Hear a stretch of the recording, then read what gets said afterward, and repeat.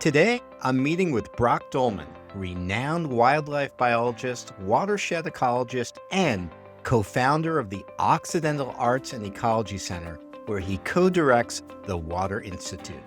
I have the privilege of touring his property in Sebastopol, California to see firsthand how he and his wife, Carrie, have transformed their land into a water-wise, fire-resilient oasis, one that supports both their lives and the thriving ecosystem around them. And I can hear the bees buzzing. Raspberry Express from my world, right? So Brock, why don't you take us on a little tour? And Sure. I guess my first question is, what was this property like when you and Carrie first moved in here? Yeah, well, let's kind of meander up towards the front door. And it's interesting because when Carrie moved in, there were actually these really big redwoods up here. There was sort of these big foundation plants. There was large camellias. She slowly took the redwoods down for firework. And then we eventually, in the last year, actually tried to address both things. There's really the water cycle and the fire cycle. And so the need for home hardening and defensible space for fire security. You know, the fun part about this home hardening piece is we actually now have a lovely little pathway here, and it does increase the access to the house. And I think there's a lot of concern about loss of impact in plants, but the beauty way piece. But so far we've appreciated and feel a lot safer if there's to be a big fire. So these are two 5,000 gallon tanks. We're picking up all the roof drains from the roof on the home. We get just shy of 1,000 gallons of water on an inch of rain on the roof. So 10 inches of rain fills these up. You're full. And then we're full. And then there's a whole cleaning process, and then ultimately some pressurization so that we can then irrigate our veggie gardens and our fruit trees and our landscapes. And what are you doing with your overflow? So instead, where the downspouts used to just discharge onto the soil, and we actually had a little bit of erosion and rilling, now all the downspouts are plumbed.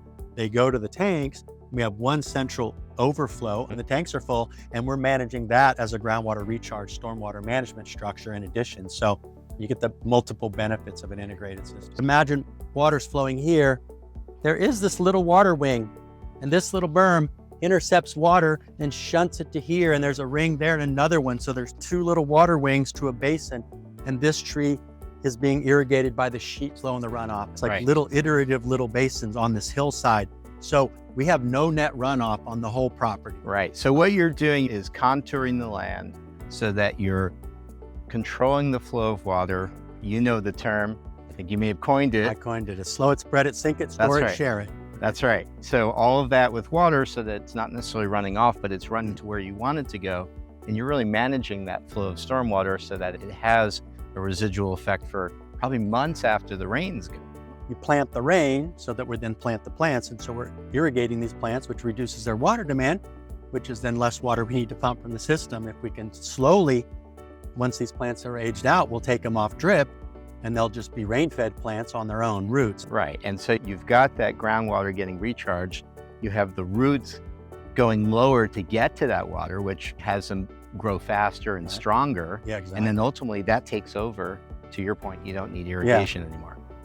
And the deeper we drive the roots down, the more carbon gets pushed by those plants through photosynthesis. So building soil structure and carbon sequestration deeper in the soil where it's more durable as a greenhouse gas emissions offset is extra bonus. So now you're really regenerating the land. Right? Yeah. Yeah, and so that's the fun part about connecting water cycles and carbon cycles through life cycles. We're creating ecosystems. Yeah. Right? I'm noticing as we're walking through your property, it feels a little more moist. I feel more humidity than if I go across the street. What's that about? And what does that mean for the water cycle? Well, I think that what we're witnessing as well is that, shade is cool not just because it blocks the sun, but those plants are also sweating out water through their evapotranspiration, for a technical term. Right. And like that sweat is moist and it's cool. And so there's an evaporative cooling process from the presence of the plants as much as just the shade. And that's a really critical piece that I don't think people understand so much. So when that happens, I mean, that's ultimately inviting in more moisture or lowering pressure so that we can have more rain and a more stable water cycle. That's the aspiration. So if everyone did this and rehydrated their land, we might have a chance of having a more stable rain cycle. Yeah. Let's go look at a bigger stormwater project up front. So Brock, what are we standing in? It looks like we're just in a stormwater. Right, we're just standing in a ditch. One of the places I love to get into. Yeah, so what's interesting is there's a culvert here, a drainage structure, which actually comes from the neighbor's property. There's a creek here when it's really raining that's quite erosive and has been eroding out the edge of the driveway and slumping it in. So we designed a system to intercept that water. We rocked this ditch, and then we put this little bowl here. And when this water fills up, then it goes this way. And this is a true swale. So from that end to that end, it's level. So when the water fills up and spreads over to here, we get ponding during the rainstorm. Slow it, spread it, sink it, store it, and then share it to the plants who are going to get this irrigation system. So I notice you have this kind of on a curve here to a berm. This water is slowly infiltrating every time it rains into this. Yeah, you can imagine just a lens of water that builds through capillary action as it's moving underground and attracting the roots, which again supports the roots. The deeper they dive, the more resilient those plants become over time because they have more surface area and access to deeper water. Amazing. And so this system, instead of a straight ditch that was very steep that ran really fast, we adopted the ideas of watching beavers and watching rivers that are sinuous and low plains. And so we've added a lot of surface area. So we've got 2 horizontal swales and a series of recharge basins that step down here. So we had one straight ditch that was maybe 50 feet long, 75 feet long, and now we've increased the surface to volume ratio by increasing the length so that we have more capacity to slow spread, sink, store, and share. Right, and that's also important because somewhere at the bottom, someone has to deal with the stormwater management and that rush of water, whether it's a stream or staying on someone's property or it's going off to be centrally processed. That can overwhelm the system, especially with these atmospheric river storms that we get. That could be a lot of water at once that could cause flooding. So you're really slowing this water down so the delay gives the rest of the water more time to work its way. Exactly. Yeah. That's the fun part about stormwaters. The more impervious surface you have, the faster the runoff, the flashier the creek is, the faster the creek goes up and down, and people experience that, and the more urbanization you get. And so this is like a shock absorber. It's a big sponge that basically slows the flow. In big rains, we still have water leaving this site, but it leaves later and hopefully cleaner, because it goes straight to the creek where the endangered shrimp are and the endangered salmon are. I want the system to leak later longer so it's clear, cold, and copious for coho. For those salmon. Exactly. Right.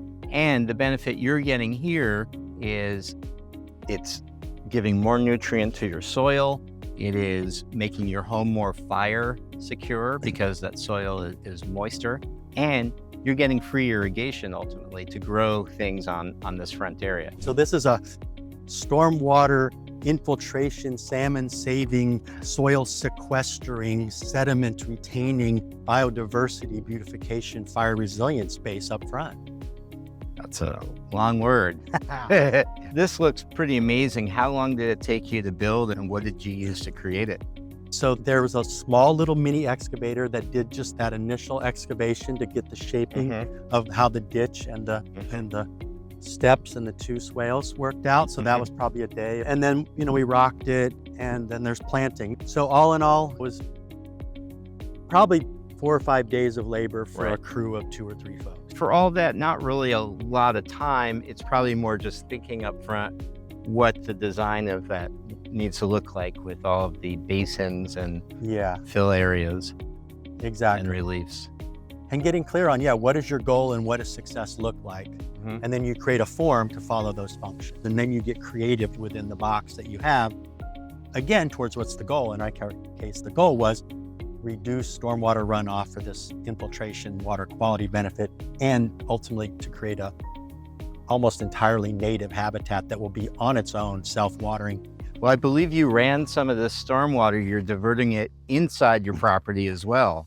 The stormwater is one of those things where talk about distributing and decentralizing the stormwater.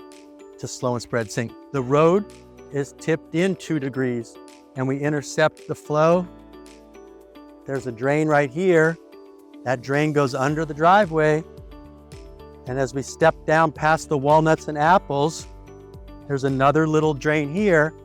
And then we have raspberries, thornless blackberries, grapes, feijoas, more raspberries and blueberries. And all these beds are laid out on contour.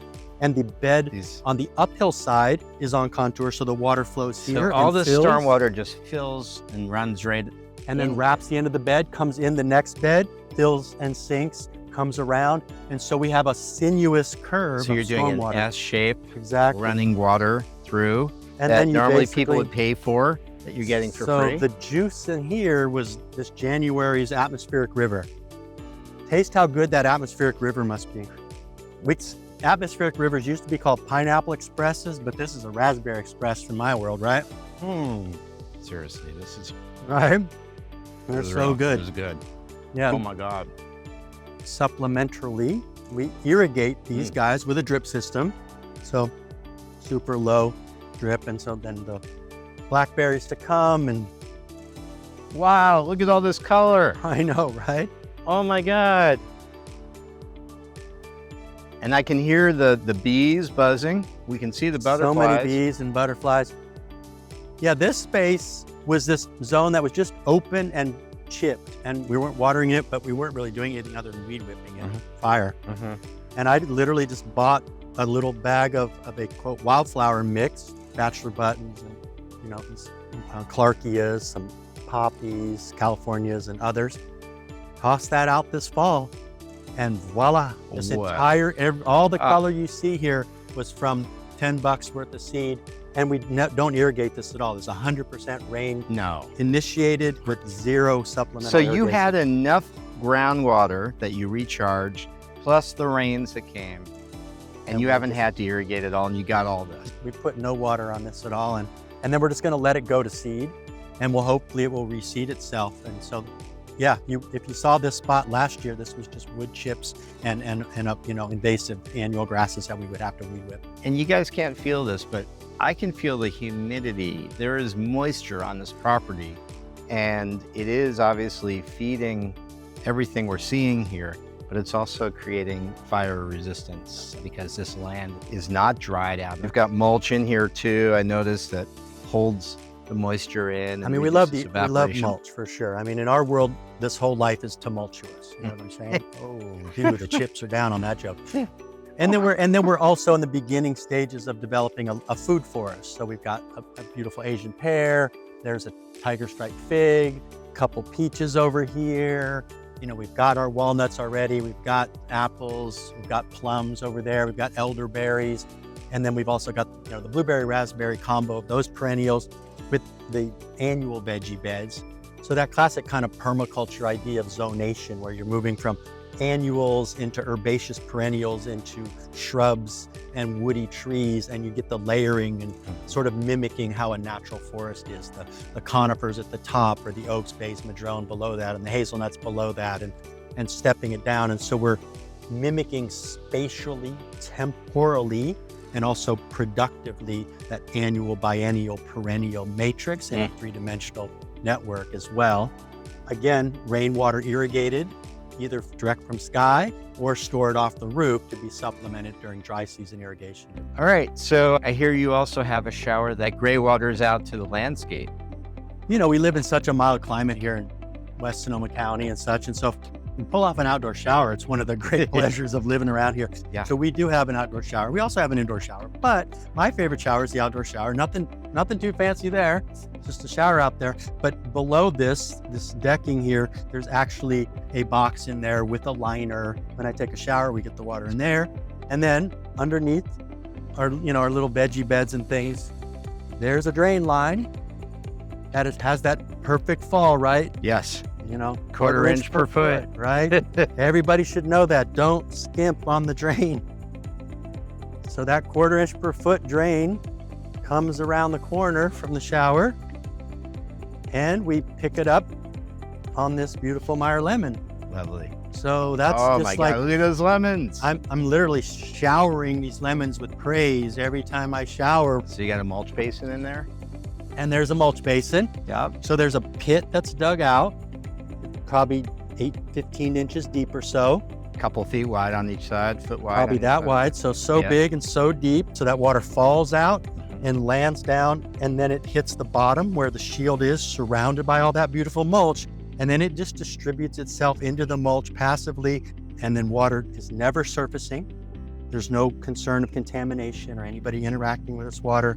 And it filters itself and it's irrigating whatever the plants are adjacent Right. to. So that mulch as an organic medium is filtering out all the soap, the hair, there's lint, if there's anything else, it all It's just just gets sitting filtered right on the out and you bottom. get beautiful clean water. One of the other benefits of this too is that the water is coming lower, closer to the roots. Exactly. So it's also getting more directly to the roots, which is helpful to the plant, but it also gets that plant to grow in deeper because it wants to find its water at a lower level. Exactly. I mean, this has been in for years and years, super low tech, and it's legal in California. Myself, as part of Oxnard Ecology Center, with a number of other collaborators many years ago, were involved in the process of writing and changing the plumbing code in California. So we legalized greywater for all residential folks in California. Thank you. You don't need a permit for branch drains and laundry to Yeah. landscape. This is water that would otherwise just go to the sewer. So why not use it? And Yeah. it's perfect for irrigation as long as it comes below ground. So that's an interesting question of where does your quote wastewater go? And if you're in a municipal system, then it's going to the treatment plant. And so all the energy it took for you to pump the water, clean the water, use the water, pump it to them, clean it and get rid of it. How many electric pumps were used to clean up that quote wastewater, and what is being wasted in the water energy nexus, where in the case of either municipal system or in our case, we are on a septic system.